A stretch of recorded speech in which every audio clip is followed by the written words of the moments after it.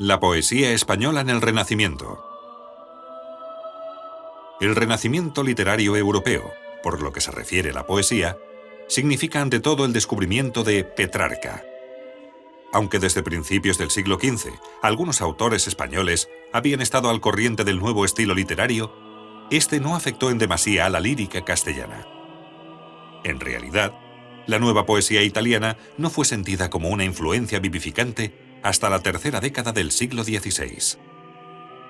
De hecho, los siglos XVI y XVII son considerados como la edad de oro de la literatura española, y la poesía lírica del siglo XVI es, sin duda, uno de los momentos culminantes de ese periodo.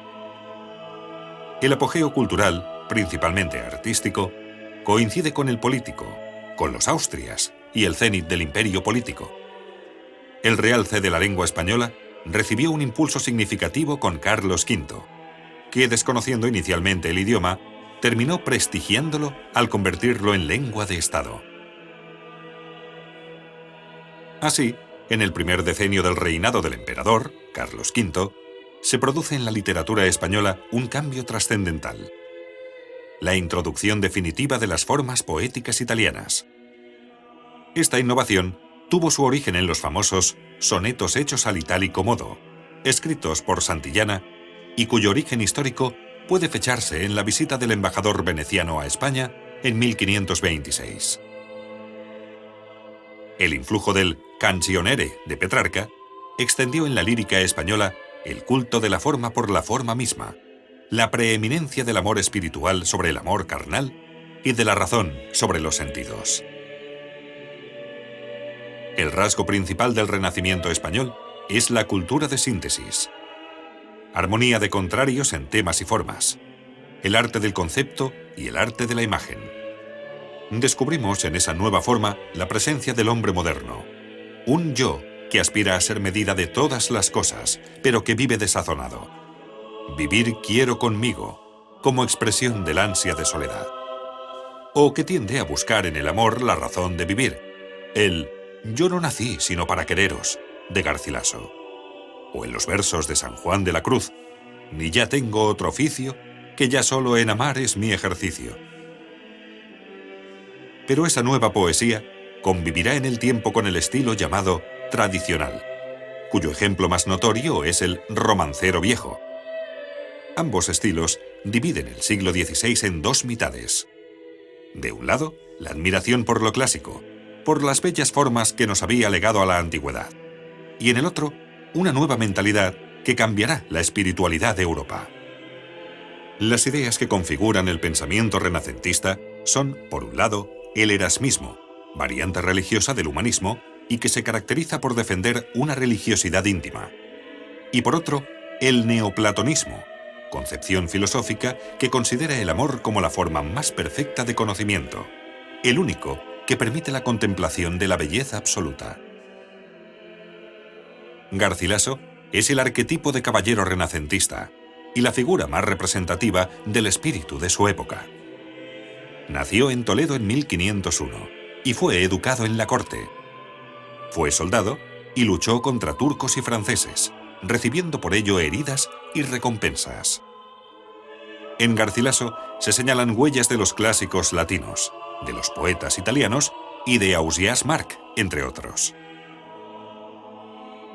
El tema central de la poesía de Garcilaso es el amor, encarnado en doña Isabel Freire, a quien conoció en 1525 y a la que amó tan apasionadamente que a su muerte la pena traslucía en los versos del poeta, dejándolo sumido en la más honda tristeza. Cual queda el blanco cisne cuando pierde la dulce vida entre la verde hierba.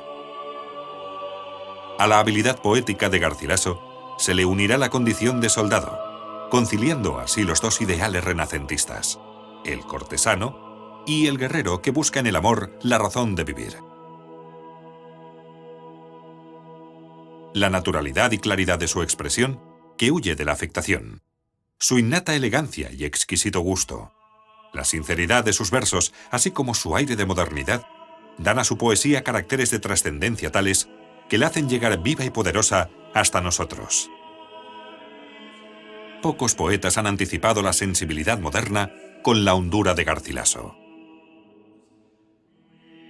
Fray Luis de León será el primer poeta universitario, puesto que su vida y su obra estarán vinculadas a la Universidad de Salamanca.